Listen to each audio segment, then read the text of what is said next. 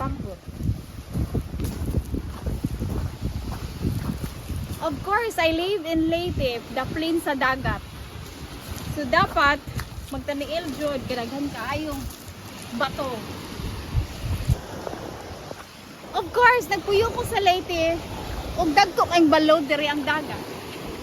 Of course, nagpuyo ko sa Leyte so akong balay kay daplin sa dagat.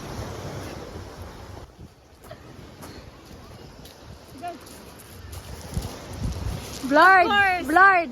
Blurred man. Wala. Of course, nagpuyo ko sa Leyte. Siyempre, maayo ka mga langoy ang mga bata dire. Nagpuyo ko sa Leyte, of course, padulong ako sa kumbalay ron.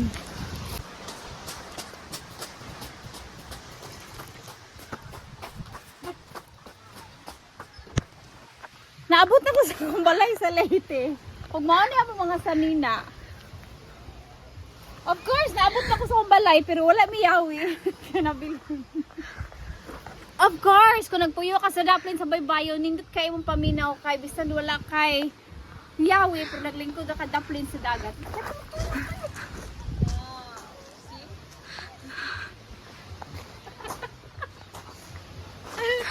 Okay.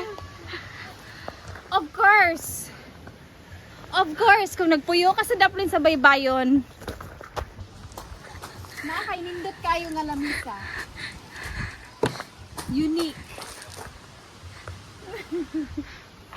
Of course, kung nagpuyo ka diri sa baybayon, presko ang isda ang imuhang makaon. Of course, kung nagpuyo ka diri sa Leyte, presko nga isda imuhang bularon.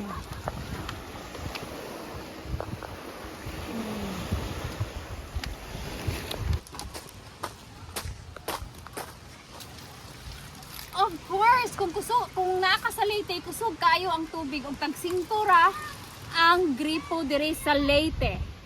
Of course, kung wala kay yawi, di mag-ilis na lang ka kay para maligo sa dagat. Grabe to. Maligo yung dagat? Oh, maligo. Oh, Ano di ay? Wala may yawi kay mo kay ko. maligo lang sa dagat. Oh. Okay, play. Play na bilang ko. Basta nagpuyo ka sa baybay sa Leyte, of course, maayo kay kamulangoy. Okay. Agan! Katuyog! Katuyog!